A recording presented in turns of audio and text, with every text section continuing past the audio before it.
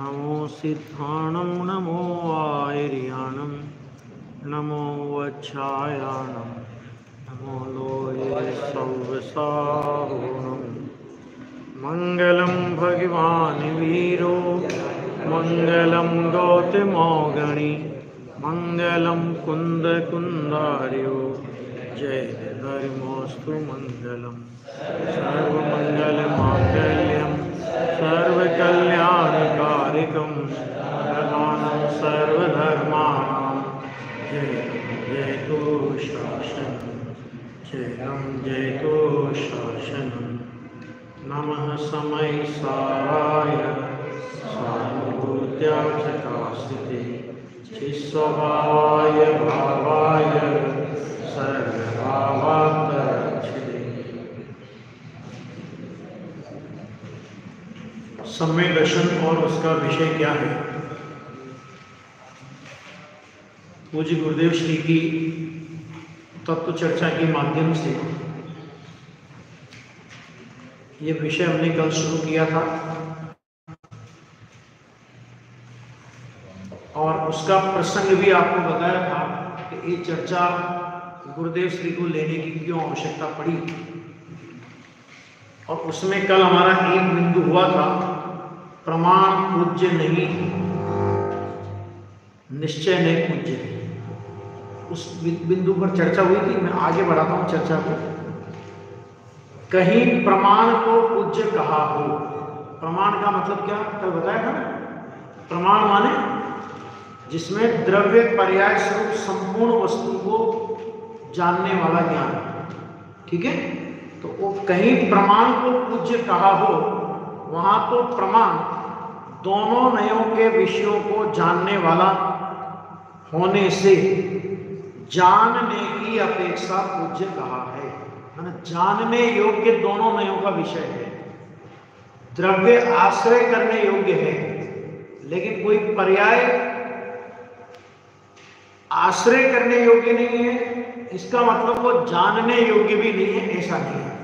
इतना बताने के लिए पूज्य कहा है, परंतु आश्रय की अपेक्षा से तो निश्चय नए एक ही पूज्य है। ये चर्चा होने के बाद अब देखो यहां से एक एक बिंदु उठाते जाएंगे अपन। त्रिकाली द्रव्य सामान्य। त्रिकाली द्रव्य सामान्य माने कौन? कि जिसे परम पारिणामिक भाव कहा जाता है। ऐसा जो त्रैकालिक ध्रुव स्वभाव, नियम सार की 38 नंबर की गाथा के आधार पर अगर हम चर्चा करें तो उसमें कहा कारण परमात्मा वह वास्तव में आत्मा है, ठीक है। और जितने भी चार भाव है ना, उन चार भावों को 50 नंबर की गाथा में पर द्रव्य पर स्वभाव इति हेयम ऐसा वहां पर कहा। इसके प्रमाण आगे आने वाले हैं कि त्रिकाली द्रव्य सामान्य। त्रिकाली द्रव्य सामान्य माने नय की भाषा में अगर अपन कहेंगे तो जो परम शुद्ध निश्चय नय का विषय होता है, जिसमें मलिन पर्याय की बात तो बहुत दूर, लेकिन निर्मल पर्याय भी जिसमें सम्मिलित नहीं है। क्यों? क्योंकि मलिन पर्याय और निर्मल पर्याय वो सब व्यवहार नय का विषय हो जाती है, ठीक है ना। तो वो जो एक रूप त्रिकाल द्रव्य स्वभाव है, तो वो एक रूप त्रिकाली द्रव्य स्वभाव निश्चय नय का विषय है, और उसके आश्रय से शुद्ध पर्याय प्रकट होती है, वह पर्याय नय का अर्थात व्यवहार नय का विषय। दो बातें होगी। तीन तरह की निश्चय व्यवहार की अपेक्षा आपको जिनागम में मिलेगी। ध्यान से सुनना, बहुत काम आएगी। तीन तरह की अपेक्षाएं आपको निश्चय व्यवहार की जिनागम में मिलेगी। अखंड त्रिकाली ज्ञायक स्वभाव, पंडित डोडोमल ने लिखा ना, यथार्थ का नाम निश्चय और उपचार का नाम व्यवहार, ये परिभाषा दी है ना। इसको तीन तरह से अपन समझ सकते हैं कि अखंड त्रिकाली ज्ञायक स्वभाव, यथार्थ का नाम निश्चय और शुद्ध पर्याय प्रकट हुई तो उसका नाम हो गया उपचार का नाम व्यवहार, पहला। दूसरा, ये हुआ द्रव्य और पर्याय, मूल में निश्चय व्यवहार यही है, ठीक है। कि जो त्रिकाली द्रव्य स्वभाव है, अक्रिय द्रव्य स्वभाव है, कारण परमात्मा जिसे कहते हैं, कारण समयसार जिसे कहते हैं, परम पारिणामिक भाव जिसे कहते हैं, तो वो अखंड त्रिकाली ज्ञायक स्वभाव, वो यथार्थ का नाम निश्चय। क्यों? क्योंकि उसी के आश्रय से सम्यक दर्शन से लेकर के सिद्ध दशा तक की प्राप्ति होती है। एकमात्र आश्रय करने योग्य तत्व वो है, वो अनादि अनंत तत्व है। जो अनादि अनंत है, जिसका अवलंबन लिया जाता है, जो अवलंबन भूत है, वो हुआ अखंड त्रिकाली ज्ञायक स्वभाव। और उसके सामने क्या रखेंगे अपन? शुद्ध पर्याय की प्रकटता, निर्मल जो पर्याय प्रकट हुई, ध्रुव त्रिकाली द्रव्य स्वभाव यथार्थ का नाम निश्चय है। तो वास्तव में उसका व्यवहार क्या है कि जो निर्मल पर्याय प्रकट हुई उसको बोला उपचार का नाम व्यवहार। ऐसा क्यों बोला भैया? ऐसा इसलिए बोला कि अखंड त्रिकाली स्वभाव आश्रय करने लायक है, लेकिन उसका अवलंबन करके जो निर्मल पर्याय प्रकट हुई, कि वो निर्मल पर्याय भी अनादि अनंत न होने से, नित्य न होने से, ध्रुव न होने से, क्षणवर्ती होने से उसका अवलंबन करने योग्य नहीं है। तो अवलंबन करने योग्य नहीं है, इस अपेक्षा से उसे कह दिया व्यवहार। क्यों अवलंबन करने योग्य नहीं है? कि भाई साहब वो तो खुद अवलंबन करती है, और वो तो द्रव्य स्वभाव की सन्मुखता करके शुद्ध हुई है। गजब की बात क्या है इसमें? कि गजब की बात यह है कि पर्याय अभी तक पर सन्मुख होकर के अशुद्ध रूप होती थी। पर में से पर्याय में अशुद्धता नहीं आती। बहुत ध्यान से सुनना, बिंदु एक एक बहुत मार्मिक है। पर में से पर्याय में अशुद्धता नहीं आती। तो कैसे आती है अशुद्धता पर्याय में? पर सन्मुखता से अशुद्धता उत्पन्न होती है। और पर सन्मुखता करना किसका भाव है? वो उस पर्याय का भाव है। वो पर्याय स्वयं पर सन्मुख होती है। तो जैसे पर सन्मुख होने से अशुद्धता आती है, पर में से अशुद्धता नहीं आती। ठीक है ना? ये नियम है ना कि पर में से अशुद्धता नहीं आती, पर सन्मुखता से अशुद्धता आती है। तो ये नियम इधर भी लागू होगा। स्वसन्मुखता से शुद्धता आती है, द्रव्य की सन्मुखता से शुद्धता आती है, द्रव्य में से शुद्धता नहीं आती। क्या गजब बात है कि पर्याय द्रव्य स्वभाव के सन्मुख होती है। तो द्रव्य स्वभाव के सन्मुख होने वाली पर्याय, अब द्रव्य सन्मुख होने का मतलब क्या है? कि सन्मुख होने का मतलब ये कि वो पर्याय द्रव्य स्वभाव के साथ अपने आप को इस अभेद भाव से स्वीकार करती है कि मैं पर्याय हूं, ये उसे विस्मरण हो जाता है। पर्याय को पर्याय का पता नहीं रहे और पर्याय द्रव्य की भाषा बोलने लगे, है ना? एक बाबूजी तो बोलते थे इस प्रकार के शब्द, लेकिन अभी नियम सार के 1971 के प्रवचनों में गुरुदेव श्री के भी इस प्रकार के शब्द मुझे मिले। पर्याय द्रव्य की भाषा बोलने लगे, मतलब एक पर्याय एक समय की, और एक समय की पर्याय द्रव्य के साथ इस अभेद भाव से जुड़ जाती है कि वो ये बोलती है कि मैं अनादि अनंत ध्रुव चैतन्य परमात्मा हूं। क्योंकि वस्तु का सक्रिय अंश है ना, वो द्रव्य पर्याय स्वरूप संपूर्ण वस्तु है, तो उसका वो सक्रिय अंश है। तो वो पर्याय अपने को विस्मृत करके द्रव्य रूप अपने को अनुभव करती है। इसका नाम है द्रव्य की सन्मुखता, इसका नाम है द्रव्य का आश्रय, इसका नाम है द्रव्य का अवलंबन। द्रव्य और पर्याय दोनों एक नहीं होते और दोनों में द्विरूपता खत्म हो जाती है। इसका नाम है अनुभव। दोनों एक तो नहीं होते। द्रव्य द्रव्य रहेगा, पर्याय पर्याय रहेगी, द्रव्य द्रव्य रहकर पर्याय पर्याय रहकर, मतलब दोनों अपने अपने स्वरूप में अवस्थित रहते हुए भी वहां पर द्वैत का अभाव हो जाता है, द्वैत दिखाई नहीं देता, है ना? ऐसी वो अभेद हुई परिणति, उसको बोलते हैं शुद्ध परिणति। तो जैसे पर में से अशुद्धता नहीं आती, इसी तरह द्रव्य में से शुद्धता नहीं आती। द्रव्य की सन्मुख होने मात्र से पर्याय शुद्ध रूप बन जाती है, तो उसको बोला जाता है कि द्रव्य शुद्धता का दाता है। लेकिन सच्चाई क्या है कि द्रव्य स्वभाव तो ध्रुव है ना, तो ध्रुव में से कुछ आवे और ध्रुव में कुछ जावे, तो फिर उसकी ध्रुवता कहां रही? वो तो सक्रिय हो गया। ठीक है। और योग शास्त्र प्रावर्त में एक ऐसी गाथा आती है कि द्रव्य पर्याय का दाता नहीं है। देखो ध्यान से सुनना, पर में से पर्याय नहीं आई, पर्याय इस द्रव्य की है, ये बताने के लिए तो द्रव्य में से पर्याय आई, द्रव्य में से निर्मलता आई। लेकिन सच्चाई क्या है? द्रव्य के सम्मुख होकर पर्याय स्वयं निर्मलता रूप परिणमित होती है, और वो सम्मुखता इस प्रकार की होती है कि वो पर्याय ये भूल जाती है कि मैं पर्याय। बाबूजी इसके लिए दृष्टांत देते थे मीराबाई की अभेद भक्ति का, कि मीराबाई श्री कृष्ण की भगत थी, तो वो भक्ति करते करते श्री कृष्ण के साथ ऐसे अभेद भाव से तन्मय हो जाती थी कि ये भूल जाती थी कि मैं मीराबाई हूं, और वो अपने को कृष्ण रूप अनुभव करती थी। इसका नाम है पर्याय का द्रव्य की सन्मुखता। और ऐसी सन्मुखता में पर्याय की शुद्धता, इसी नाम पर्याय की शुद्धता है। और वो शुद्धता उपचार का नाम व्यवहार। क्यों उपचार का नाम व्यवहार? क्योंकि वो अनादि अनंत नहीं है। द्रव्य अनादि अनंत शुद्ध है, और पर्याय एक समय की है। द्रव्य अशुद्धता का अभाव करके शुद्ध नहीं हुआ। सुनना जरा, क्या कहा?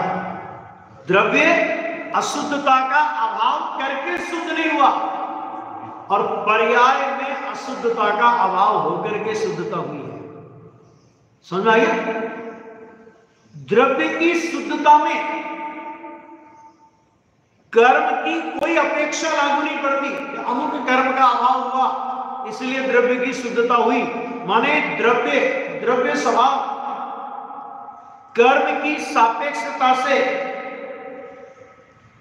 अशुद्धता के अभाव की सापेक्षता से रहित नितांत शुद्ध है। और पर्याय में क्या होता है कि पर्याय में शुद्धता प्रकट होती है। द्रव्य शुद्ध है, सुनना, द्रव्य क्या है? शुद्ध है। और पर्याय में द्रव्य की शुद्धता का स्वीकार करने पर शुद्धता होती है। वो है और ये होती है। वो अनादि अनंत है, ये नहीं होती है। वो निरपेक्ष है, ये सापेक्ष है। इसमें पर्याय की अशुद्धता के अभाव की और कर्म के अभाव की अपेक्षा आती है। इसलिए सापेक्ष शुद्ध है और द्रव्य स्वभाव निरपेक्ष शुद्ध है। बराबर समझ आ रहा है? इसलिए जो द्रव्य स्वभाव है वो निश्चय नहीं है और पर्याय है, शुद्ध पर्याय प्रकट हुई, उसको कहा व्यवहार। अब दूर ये हुआ आश्रय करने योग्य कौन और आश्रय करने योग्य कौन नहीं। ठीक है, ये एक प्रकार का निश्चय व्यवहार। फिर दूसरे प्रकार में आता है कि शुद्ध पर्याय को बोलेंगे यथार्थ का नाम निश्चय, और भूमिका अनुसार शुद्ध भाव को बोलेंगे उपचार का नाम व्यवहार। ये क्या, ये इसमें आश्रय की बात नहीं है। इसमें क्या है, मोक्ष मार्ग जिस जीव को प्रकट होता है, तो रागादि भाव मोक्ष मार्ग नहीं है, निर्मल पर्याय मोक्ष मार्ग है। इसलिए निर्मल पर्याय को कहा प्रकट करने की अपेक्षा से निश्चय। और जब निर्मल पर्याय प्रकट होती है, उस भूमिका में उस ज्ञानी को किस किस प्रकार का शुभ राग होता है, उससे विरुद्ध जाति का राग नहीं होता, ये बताने के लिए भूमिका अनुसार शुभ भाव को कहा उपचार का नाम व्यवहार। अशुभ राग को नहीं कहेंगे, ध्यान देना। क्यों? क्योंकि मोक्ष मार्ग का उपचार अशुभ राग पे नहीं आता। तीसरा प्रकार आता है शुभाशुभ भाव यथार्थ का नाम निश्चय। ये क्यों कहा कि पर्याय में शुभ और अशुभ भाव होता है, ये तेरा अपना दोष है, किसी पर द्रव्य ने तुझे दोष नहीं कराया। इसलिए जब दोष तेरा है पर्याय में, तो दोष का अभाव करने का अधिकार भी तेरे हाथ में है। और द्रव्य कर्म, 9 कर्म उपचार का नाम व्यवहार। माने दोष जब भी होगा निमित्त से नहीं होगा, लेकिन दोष होने में कर्म का उदय निमित्त होगा ही होगा। कर्म के उदय से दोष नहीं होता, लेकिन जब जब भी दोष होता है तो कर्म का उदय होता है। कर्म का उदय ना हो और इधर दोष हो जाए, ऐसा नहीं होता। और कर्म का उदय है इसलिए दोष होता है, ऐसा नहीं होता। ये 3 प्रकार के निश्चय व्यवहार आपके जब भी आप जीववाणी पढ़ेंगे, क्योंकि कभी त्रिकाली द्रव्य को निश्चय कहाँ मिलेगा, कभी शुद्ध पर्याय को निश्चय कहाँ मिलेगा, कभी रागादि भाव को निश्चय कहाँ मिलेगा। तो ये तीनों अपेक्षाएं अगर आपके ख्याल में होगी, आप प्रयोग कर सकते हैं कि यहाँ निश्चय शुद्ध पर्याय को निश्चय कहा तो उसका कारण क्या, और शुद्ध पर्याय को कहीं व्यवहार कहा तो उसका कारण क्या। ठीक है, लेकिन द्रव्य स्वभाव ऐसा है जो कभी व्यवहार नहीं होता। कल भी मैंने चर्चा ली थी दूसरे नए चक्र के एंगल से, ठीक है ना। एकमात्र आपने देखा ना, अभी शुद्ध पर्याय एक अपेक्षा से उसको निश्चय कहा तो दूसरी अपेक्षा से उसको व्यवहार कह दिया, ठीक है। लेकिन द्रव्य स्वभाव को कभी व्यवहार कह सकते हैं कि द्रव्य स्वभाव कभी व्यवहार नहीं। तो यहां पर क्या क्या कि देखो, शुद्ध पर्याय प्रकट होती है वो व्यवहार नहीं का विषय है, और इन दोनों को एक साथ लेना, माने द्रव्य और शुद्ध पर्याय को एक साथ लेना वो प्रमाण का विषय है। प्रमाण माने दोनों नयों के विषयों को एक साथ ग्रहण करने वाला ज्ञान का अंश, ठीक है, वो प्रमाण का विषय है। उसके बदले यदि कोई उसे निश्चय नय का विषय मानता है, इसे शुद्ध पर्याय सहित द्रव्य को निश्चय नय का विषय मानता है। ध्यान से सुनना भैया, क्या कहा, शुद्ध पर्याय सहित। शुद्ध पर्याय किस नय का विषय है, अखंड त्रिकाली द्रव्य स्वभाव, यथार्थ का नाम निश्चय, तो शुद्ध पर्याय क्या हुई, उपचार का नाम व्यवहार। अब कोई ऐसा माने कि शुद्ध पर्याय सहित द्रव्य निश्चय नय का विषय है, ऐसा कोई मानता हो तो गुरुदेव श्री कहते हैं वह विपरीतता है। क्यों विपरीतता है, क्योंकि द्रव्य और पर्याय भले ही निर्मल पर्याय हो, भले ही जैसा द्रव्य है उसकी वैसी प्रकटता रूप शुद्धता है, तो भी उसमें लक्षण भेद है, उसमें स्वरूप भेद है। अभी आपको बताया ना स्वरूप भेद कैसे है, द्रव्य स्वभाव अनादि अनंत है, शुद्ध पर्याय प्रकट हुई वो सादी शांत है, हर समय नहीं होती है ना, संतान प्रवाह की अपेक्षा से हम कुछ भी बोले, लेकिन एक एक समय की पर्याय है। दूसरा क्या बताया था, उसमें द्रव्य स्वभाव में अशुद्धता के अभाव की और कर्म के अभाव की कोई अपेक्षा नहीं है, और पर्याय की शुद्धता में, पर्याय की पवित्रता में इनके अभाव की अपेक्षा है। ये सापेक्ष है, और जो सापेक्ष होता है वो कभी भी निश्चय नय का विषय नहीं होता।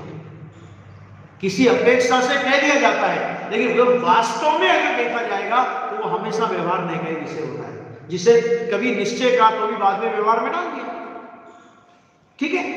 और निश्चय नय के विषय में शुद्ध पर्याय रहित त्रिकाली ध्रुव तत्व अकेला आता है, एकमात्र अखंड त्रिकाली ज्ञायक स्वभाव। अब इसमें एक पॉइंट और समझो जरा, कि देखो प्रमाण के विषय में भी ध्रुव तत्व है। क्यों, क्योंकि प्रमाण का विषय है ना, तो प्रमाण का विषय द्रव्य और पर्याय दोनों को मिला के, तो द्रव्य मतलब त्रिकाली ध्रुव स्वभाव और निर्मल पर्याय, वो भी प्रमाण, मतलब प्रमाण के विषय में भी ध्रुव तत्व आता है। और शुद्ध नय का विषय तो ध्रुव तत्व है ही। समझना बात को, क्या कहना चाह रहा हूं, प्रमाण के विषय में भी ध्रुव तत्व आता है, और शुद्ध पर्याय सहित का, मतलब शुद्ध पर्याय सहित वो ध्रुव तत्व प्रमाण के विषय में भी आता है, और शुद्ध नय का विषय तो ध्रुव तत्व है ही। अब हमारा प्रश्न ये कि इनमें से देखो ध्रुव में तो कोई अंतर नहीं है, जो शुद्ध नय का विषयभूत ध्रुव है, प्रमाण के विषय में आने वाला ध्रुव भी वही है। उनमें अंतर तो नहीं है ना कुछ भी। वो भी परम पारनामिक भाव और ये भी परम पारनामिक भाव। प्रमाण के विषय में आने वाला ध्रुव वो भी परम पारनामिक भाव, और शुद्ध नय के विषय में आने वाला ध्रुव वो भी परम पारनामिक भाव। लेकिन दृष्टि का विषय कौन सा ध्रुव है, कभी विचार करना है। कौन सा ध्रुव है? शुद्ध नय का विषयभूत ध्रुव वो दृष्टि का विषय है। तो उसमें अंतर क्या है? अंतर कुछ नहीं होने पर भी प्रमाण में जिस ध्रुव को ग्रहण किया है वो ध्रुव पर्याय की सापेक्षता वाला है, वहां पर्याय भी है। और शुद्ध नय में जो ध्रुव ग्रहण किया जाता है, शुद्ध नय का विषयभूत जो ध्रुव तत्व है वो पर्याय निरपेक्ष है। निरपेक्ष ध्रुव दृष्टि का विषय होता है, सापेक्ष ध्रुव दृष्टि का विषय नहीं होता। इसलिए प्रमाण में भी ध्रुव पाया जाता है, लेकिन प्रमाण में अकेला ध्रुव नहीं होता। ध्रुव तत्व और पर्याय दोनों होते हैं, और शुद्ध नय में अकेला ध्रुव होता है। वो अकेला ध्रुव दृष्टि का विषय होता है। जब ये बात आप कहते हैं तो बहुत से लोगों को ऐसा शंका होती है कि भाई साहब, शुद्ध नय का विषयभूत ध्रुव जिसको आप दृष्टि का विषय कह रहे हो, वो तो एक अंश है। सुनना जरा, प्रश्न तो उठेंगे, अनेक प्रकार के प्रश्न उठेंगे कि वो तो एक अंश है, और अंश के अवलंबन से, अंश माने अपन क्या समझते हैं? अंश माने अधूरा है ना, वो तो अंश है, पूरा तो नहीं हुआ। और उसके अवलंबन से आप सम्यक दर्शन की बात कर रहे हो, तो अंश के अवलंबन से सम्यक दर्शन कैसे माने? इसका बहुत सुंदर समाधान है, गुरुदेव श्री के प्रवचनों में भी आता है कि देखो, जब हम प्रमाण की ओर से वस्तु को देखते हैं,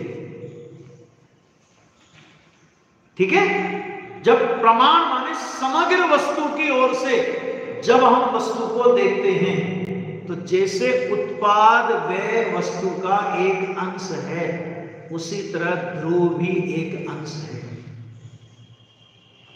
लेकिन जब हम शुद्ध नय की ओर से देखते हैं तो ध्रुव तत्व अंश नहीं, अंशी है। और इसको मैं एक उदाहरण के माध्यम से आपको समझाता हूं तो समझ में आएगा। एक परिवार में 15 सदस्य हैं,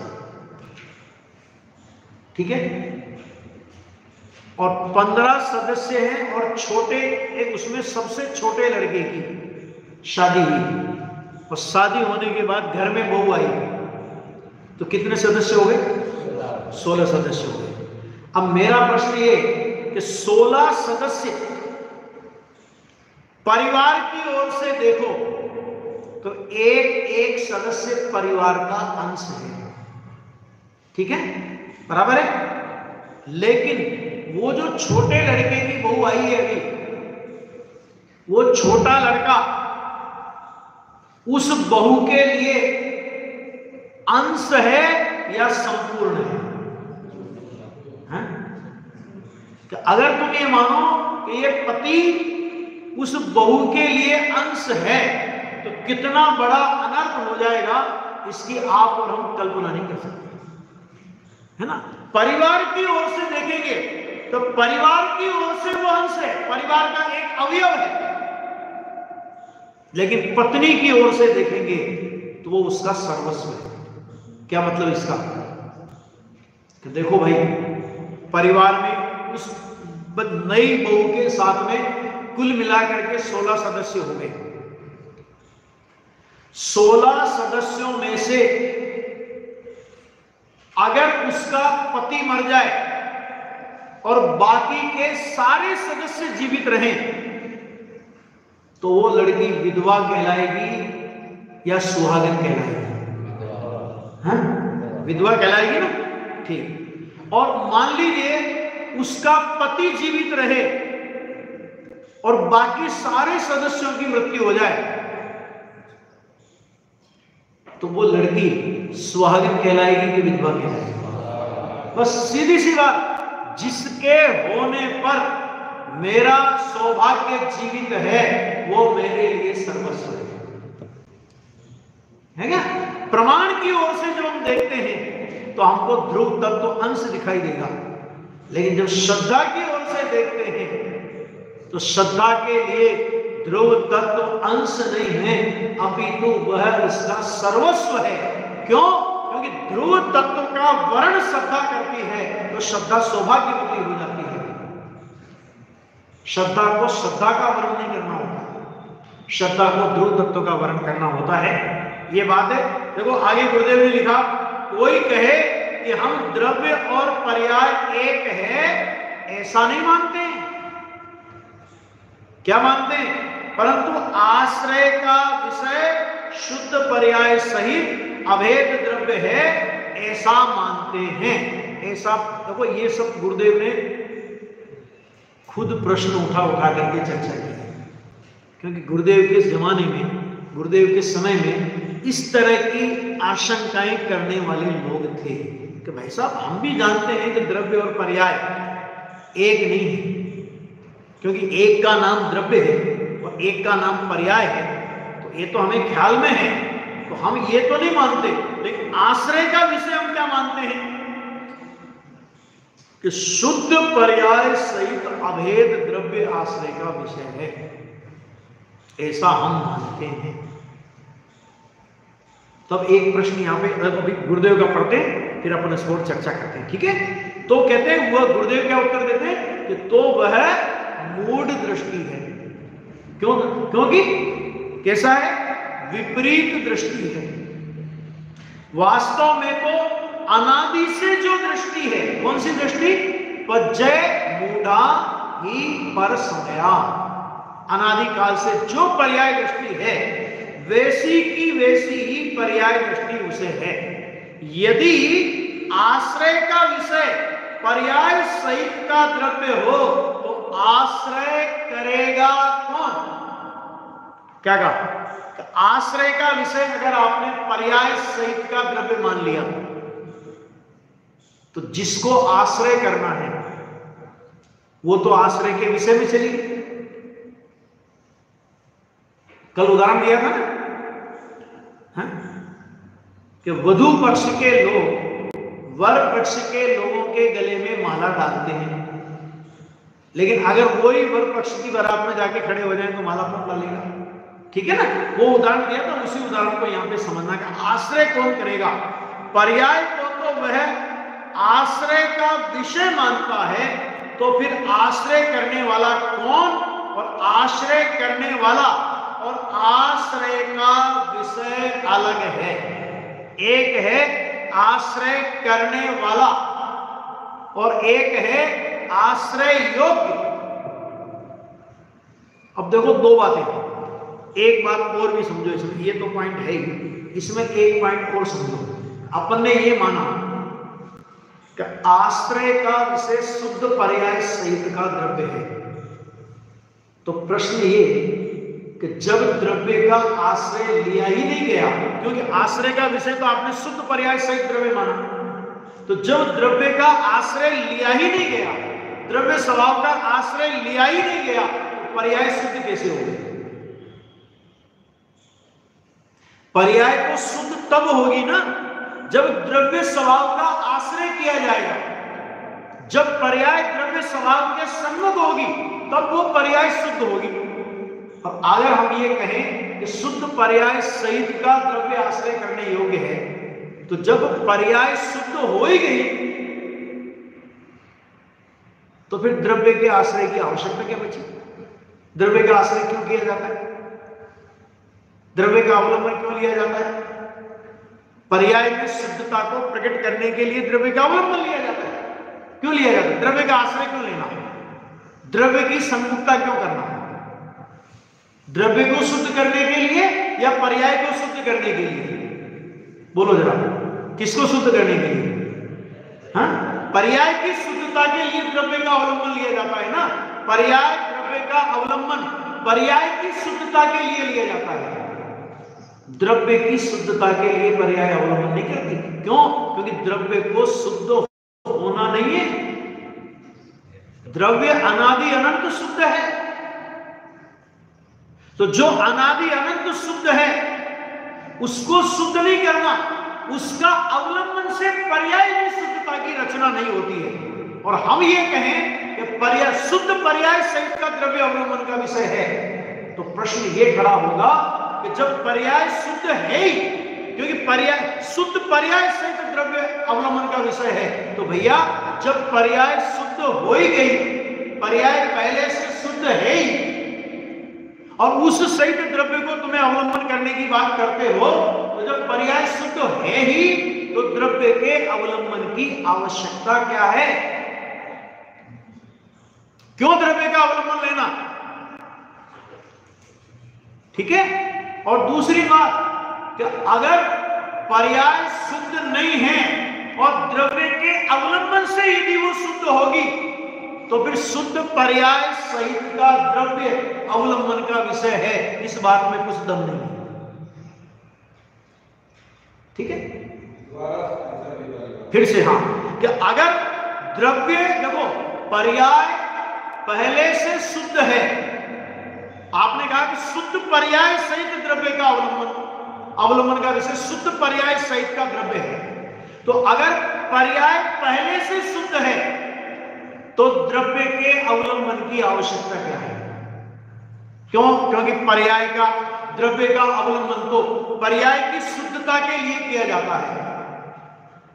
और यदि पर्याय शुद्ध नहीं है और द्रव्य के अवलंबन से वो शुद्ध होगी, तो फिर शुद्ध पर्याय सहित का द्रव्य अवलंबन के योग्य है, इस बात में कोई दम नहीं हो सकता। पॉइंट समझ आ गया? शुद्ध पर्याय सहित द्रव्य है तो द्रव्य के अवलंबन की आवश्यकता नहीं, और द्रव्य के अवलंबन से यदि पर्याय शुद्ध है तो शुद्ध पर्याय सहित का द्रव्य अवलंबन लेने योग्य है, इस बात में कोई दम नहीं। ये बात ही गलत सिद्ध होती है। एक पॉइंट। दूसरी बात कि देखो भाई, एक बिंदु बहुत मार्मिक है, उसको समझने का प्रयत्न करना। अवलंबन नया होता है, अवलंबन का विषय नया नहीं होता। सुनना जरा ध्यान से पॉइंट। क्या कहा? अवलंबन नया, पर्याय अवलंबन द्रव्य स्वभाव का अवलंबन करे तो अवलंबन करने रूप कार्य नया हुआ है। ध्यान देना, अवलंबन का विषय नया नहीं होता, क्योंकि अवलंबन का विषय अगर नया हो तो पहले वो क्या था ये बताओ जरा। पहले शुद्ध था कि अशुद्ध था? अगर वो पहले अशुद्ध था और अभी शुद्ध हुआ है और अब मैं शुद्ध का अवलंबन लेता हूं, तो ये बताओ कि पहले वो अशुद्ध था तो अभी शुद्ध कैसे हुआ? समझना एक एक पॉइंट भाई। अभी शुद्ध कैसे हुआ? और यदि वो अभी शुद्ध हुआ है और पहले अशुद्ध था, तो फिर उसमें और पर्याय में क्या अंतर है? वो तो ध्रुव तत्व कहां बचा फिर? इसलिए अवलंबन का विषयभूत ध्रुव तत्व पहले से पूर्ण होता है, पहले से शुद्ध होता है, पहले से जैसा है। समय साल की 6 नंबर की गाथा में कहा ना, ज्ञात वो तो वो ही है, उसमें कोई अंतर नहीं होता। अंतर उसमें नहीं होता। होता क्या है? अनादि काल से भगवान आत्मा परिपूर्ण होने पर भी, शुद्ध होने पर भी, उसी की कही जाने वाली पर्याय ने, उसी की कही जाने वाली अवस्था ने उसे अशुद्ध रूप कल्पित किया है, उसे अशुद्ध रूप माना है, उसे अपूर्ण माना है। तो उस मान्यता का नाम मिथ्या दर्शन है। सुनना ध्यान से, क्या कहा? आत्मा के अशुद्ध होने का नाम मिथ्या दर्शन नहीं। क्या कहा? आत्मा के अशुद्ध होने का नाम मिथ्या दर्शन नहीं। आत्मा को अशुद्ध मानने का नाम मिथ्या दर्शन है। क्योंकि आत्मा अशुद्ध होता ही नहीं, आत्मा अपूर्ण होता ही नहीं, होता नहीं, और फिर भी उसको वैसा मानना, इसका नाम है मिथ्या दर्शन। इसलिए मैं तो कई बार कहता हूं, मिथ्या दर्शन आत्मा की शुद्धता की सिद्धि करता है और सम्यक दर्शन आत्मा की शुद्धता की प्रसिद्धि करता है। क्या कहा, समझ आ गया? सिद्ध हो गया कि आत्मा शुद्ध है, आत्मा पूर्ण है, ये मिथ्या दर्शन में सिद्ध हो गया। क्यों? क्यों अशुद्ध मानता है ना, आत्मा को अशुद्ध मानता है ना, अपूर्ण मानता है ना, और आत्मा तो शुद्ध है। तो अब जब शुद्ध है और मिथ्या दर्शन, उसको अशुद्ध कल्पित करने का नाम मिथ्या दर्शन है, तो मानने वाली मान्यता विपरीत हुई, आत्मा कहां शुद्ध हुई? और जब आत्मा पहले से शुद्ध और परिपूर्ण है, तो सम्यक दर्शन जिसको अपन कहते हैं, उसने आत्मा को शुद्ध किया या शुद्ध की स्वीकृति की, इसका नाम सम्यक दर्शन है। सम्यक दर्शन आत्मा को शुद्ध नहीं करता, रत्नत्रय आत्मा को शुद्ध नहीं करता, मोक्ष का परिणाम आत्मा को शुद्ध नहीं करता, लेकिन शुद्ध आत्मा की सन्मुखता करके वो परिणाम शुद्धता रूप परिणाम जाता है। सम्यक दर्शन से आत्मा शुद्ध नहीं होता। क्यों नहीं होता? क्योंकि मिथ्या दर्शन से अशुद्ध नहीं हुआ। उसको अशुद्ध मानने का नाम मिथ्या दर्शन है। इसका मतलब वो पहले से शुद्ध है, और वो पहले से शुद्ध है तो शुद्ध को शुद्ध रूप में स्वीकार करना, जैसा है उस रूप में उसको स्वीकार करना, उसका नाम सम्यक दर्शन है। नियम सार में 71 नंबर का कलश आया, जिन सुबुद्धियों में और कुबुद्धियों में पहले से शुद्धता है, उनमें कुछ भी भेद में किस नहीं से जानो। आचार्य भगवंतों की नजर तो देखो, कि कुबुद्धियों में और सुबुद्धियों में पहले से शुद्धता है।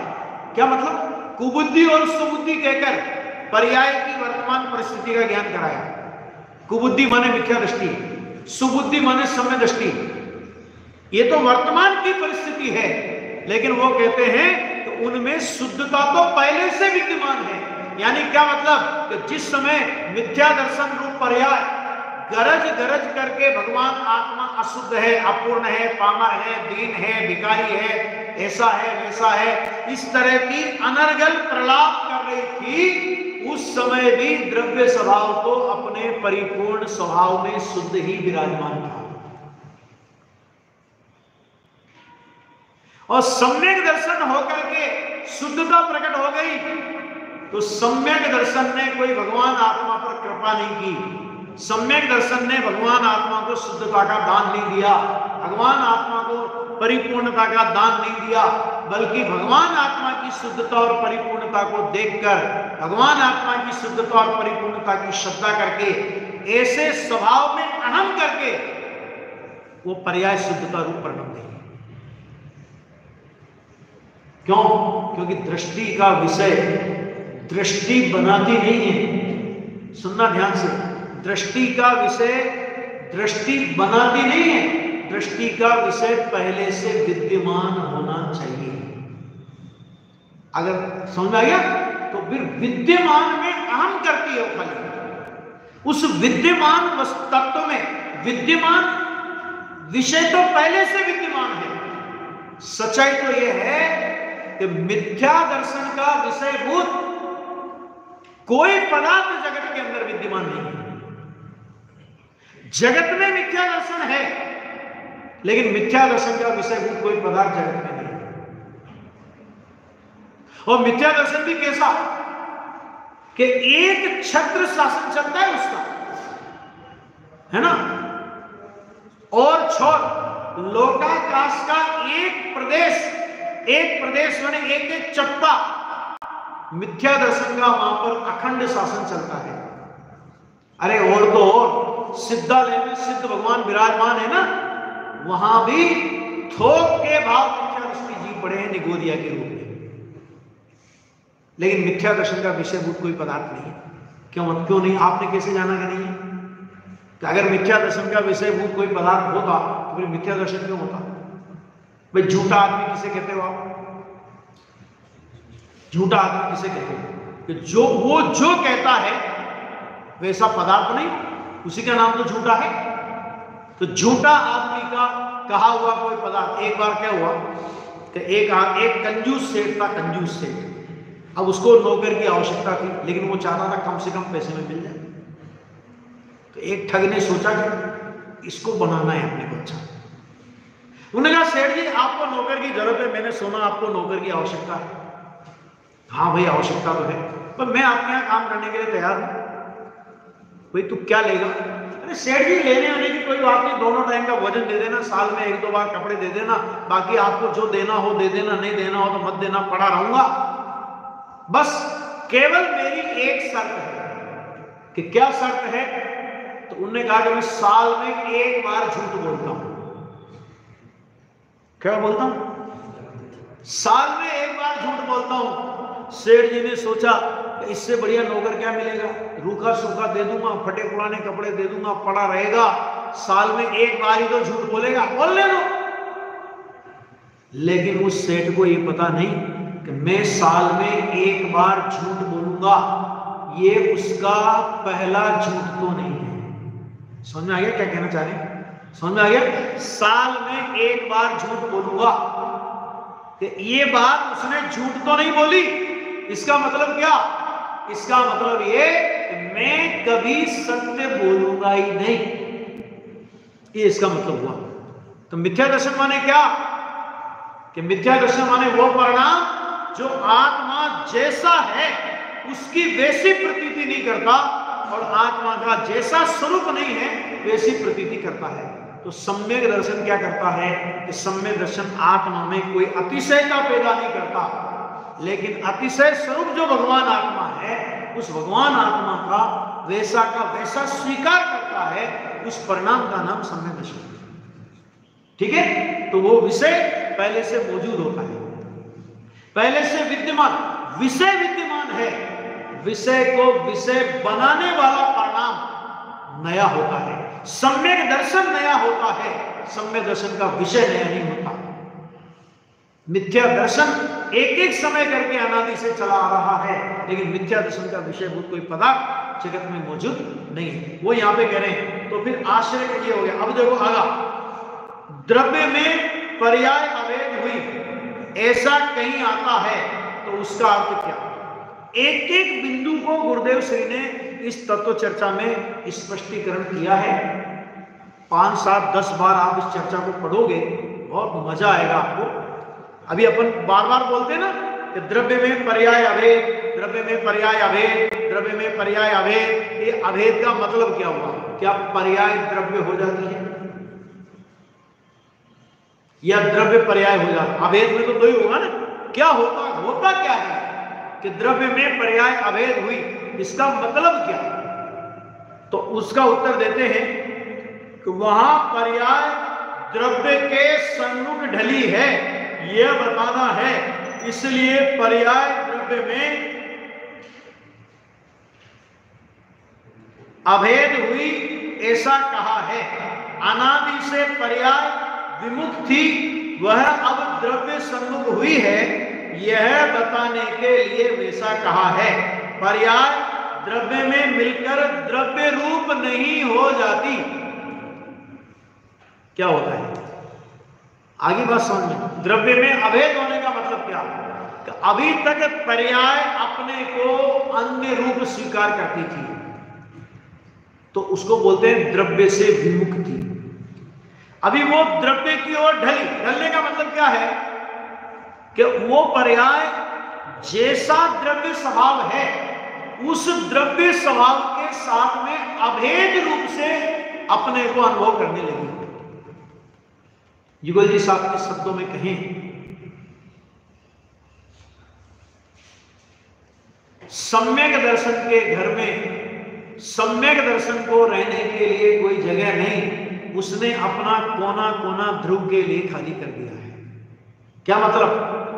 कि देखो है तो पर्याय एक समय की, लेकिन वो एक समय की पर्याय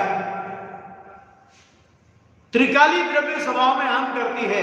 तो ये नहीं कि मैं त्रिकाली में अपनापन करती हूं, मैं त्रिकाली में अपनापन करती हूं, मैं त्रिकाली का आश्रय करती हूं, मैं त्रिकाली का अवलंबन करती हूं, ये पर्याय का स्वर नहीं होता। क्यों? क्योंकि इसमें तो मैं बना उसमें पर्याय में खड़ा रखा, मैं त्रिकाली का अनुभव करती हूं, ऐसा नहीं, मैं त्रिकाल अनादि अनंत ध्रुव चैतन्य परमात्मा हूं, है ना।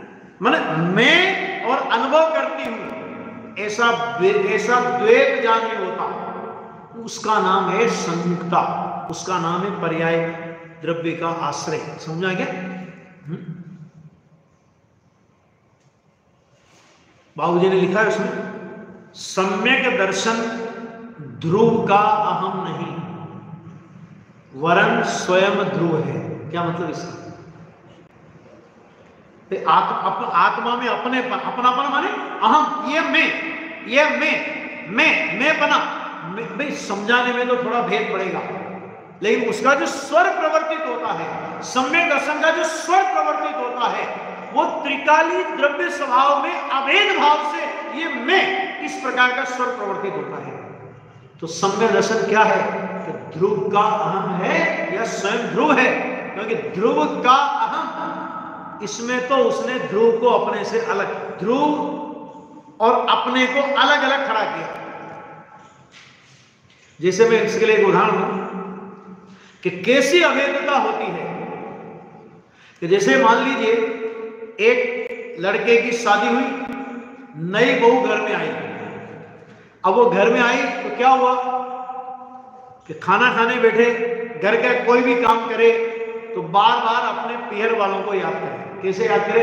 हमारे यहां तो ऐसा होता था, हमारे घर में तो भोजन करने ऐसे बैठते हैं, हमारे घर में तो थाली ऐसी लगाई जाती है, हमारे यहाँ पर हर बात में वो पीहर के घर को क्या बोले, वो हमारे यहाँ ऐसा होता है। तो शुरू में तो नई बहू है तो पति भी कुछ नहीं बोलेगा, सास ससुर ने कहा भाई ठीक है अभी घर छोड़ के आई है तो थोड़ी बहुत इसे घर की याद आती है तो कोई बात नहीं। लेकिन क्या हुआ भाई साहब कि साल भर हो गया, 1.5 साल शादी को हो गया, एक बच्चा पैदा हो गया, बच्चा होने के बाद भी कोई बात आवे और फिर बोले हमारे यहाँ पे ऐसा होता था, तो फिर उसके पति ने कहा कि तू तुम्हारे यहीं जा, यहाँ क्या कर रही है? क्या मतलब कि अगर तुझे ससुराल हमारा नहीं लगता, ये मेरा घर है ये नहीं लगता, और पीहर तुम्हारा अपना घर लगता है, इसका मतलब तू ससुराल में रहने लायक नहीं। ठीक है? इसी तरह पर्याय का पर्याय में अपनापन, वो उस बहू जैसी करतूत है। ठीक है? और पर्याय का ध्रुव में अपनापन, कैसा अपनापन कि गोत्र बदल गई पर्याय की। जैसे वो लड़की जिस परिवार से आई वहां पर उनका पिताजी का जो गोत्र था, अभी जिस पति के घर में वो आई, शादी हुई, जिसके गले में उसने अहम की वरमाला डाली, ये मैं हूं, ये मेरा जीवन आधार है, तो जिस दिन से शादी हुई उसी दिन से उसका गोत्र परिवर्तन हो गया कि नहीं हो गया? वो किसके गोत्र की कहलाएगी अब? पति के गोत्र की या पिता के गोत्र की? उसका अपना स्वतंत्र अस्तित्व होते हुए भी, अब यहां समझना बात को, कि उसका अपना स्वतंत्र अस्तित्व होते हुए भी, वो कन्या एक स्वतंत्र व्यक्तित्व होते हुए भी, उसकी अभेदता ऐसी है कि पति के गोत्र में वो अपने को समाहित कर देती है। पति का गोत्र उसका गोत्र बन जाता है। इसी तरह पर्याय स्वतंत्र सत अस्तित्व होने पर भी पर्याय की समर्पणता इस प्रकार की होती है कि उस पर्याय को द्रव्य का गोत्र मिल जाता है। द्रव्य के गोत्र में पर्याय का गोत्र परिवर्तित हो जाता है। और अगर सम्यक दर्शन से पूछो, सम्यक ज्ञान से पूछो, सम्यक चरित्र से पूछो, अरे अनंत एक एक समय की हर निर्मल पर्याय से तुम पूछो। बाबू भाई जी की भाषा में बोलो तमे कौन छो, ठीक है ना, पढ़ाते हैं ना छोटे बाबू भाई, हैं, तो बोलो तमे कौन छो, तो सम्यक दर्शन से हमने पूछा बोलो तमे कौन छो, तो सम्यक दर्शन बोलेगा हूं एक ज्ञायक भाव छू, मैं एक ज्ञायक भाव हूं। सम्यक ज्ञान से पूछा तुम कौन हो, मैं एक ज्ञायक भाव हूं। सम्यक चरित्र से पूछा तुम कौन हो, मैं एक ज्ञायक भाव हूं। यानी पर्याय निर्मलता, अनेक पर्याय निर्मलता रूप से परिणमित हुई, सभी पर्याय निर्मलता रूप से परिणमित हुई। सभी पर्यायों का स्वतंत्र अस्तित्व होने पर भी सबका उपास्य देवता एकमात्र चैतन्य चक्रवर्ती है। चैतन्य चक्रवर्ती की वो सब परिणतियां हैं, चैतन्य चक्रवर्ती की अनंत निर्मल परिणतियां, लेकिन अनंत निर्मल परिणतियों का एकमात्र उपास्य देवता चैतन्य चक्रवर्ती। चक्रवर्ती के 96,000 रानियां होती है, लेकिन 96,000 रानियों का पति एक होता है। क्या कहा? चक्रवर्ती की 96,000 पत्नियां, लेकिन 96,000 पत्नियों का पति कौन? एक चक्रवर्ती।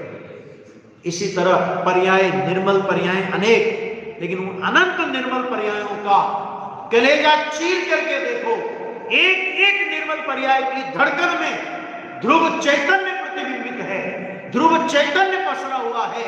गजब की बात तो ये कि जिस पर्याय का कलेजा हमने चीरा है, उस पर्याय में, उस पर्याय के कलेजे में वो पर्याय नहीं पसरी हुई।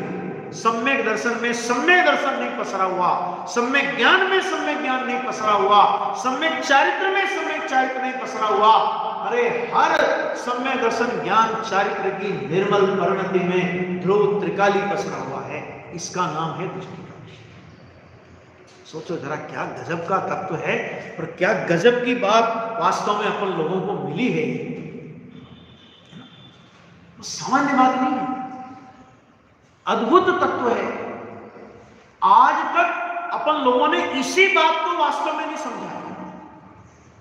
11 अंग 9 पूर्व अपन ने पढ़ा, तो आत्मा को नहीं जाना, आत्मा के, तो इसके लिए एक बात समझो कि आत्मा को नहीं जाना, कि क्या बात करते हो, 11 अंग 9 पूर्व का पार्टी आत्मा को नहीं जानता। मैंने कहा भाई आत्मा के बारे में जानता है, आत्मा को नहीं जानता। क्या मतलब? जैसे अपने जब पूछे आत्मा कैसा, छठी गाथा में एक 11वीं गाथा में, आत्मा के संदर्भ में हमने बहुत जानकारी शास्त्रों के माध्यम से इकट्ठी कर रखी है, लेकिन आत्मा को नहीं जानता है। आत्मा को वो जानता है जो स्व संवेदन रूप से परिणमित हुआ, भले वो एक चीड़ी हो, शास्त्र का नाम भी नहीं जानती। उदाहरण देता हूं, कैंसर का रोगी और कैंसर का डॉक्टर। वास्तव में कैंसर को कौन जानता है? रोगी जानता है, डॉक्टर कैंसर के बारे में जानता है, लेकिन कैंसर की पीड़ा क्या होती है उसको वास्तव में कैंसर का रोगी जानता है। कैंसर के बारे में जानना और कैंसर को जानने में जितना अंतर है, आत्मा के बारे में जानना और आत्मा को जानने में उतना ही अंतर है। हम शास्त्र के आधार पर आत्मा को जानते हैं, गुरु वचनों से आत्मा को जानते हैं, माने आत्मा के बारे में जानते हैं। अभी हमको आत्मा जानना है तो क्या करना? स्व सन्मुख ढली हुई परिणति में आत्मा जानने में आता है ना? ये बात है, इसमें बहुत गजब की बात है। ये बस ये हो गया अपना, ये एक पैरा पढ़ के पूरा करता हूं। मोक्ष मार्ग की क्षयोपशमिक भाव शुद्ध पर्याय, देखो क्या कहा, मोक्ष मार्ग की क्षयोपशमिक भाव रूप शुद्ध पर्याय परम पारनामिक भाव का ध्यान करती है। ये कल का बिंदु है अपना जो आएगा। यदि उस पर्याय को पारनामिक भाव में अभेद करके उसे ध्यान का विषय माना जाए तो पारनामिक भाव और क्षयोपशमिक भाव ऐसे दो भाव अलग हैं, वे अलग नहीं रहते। दृष्टि और दृष्टि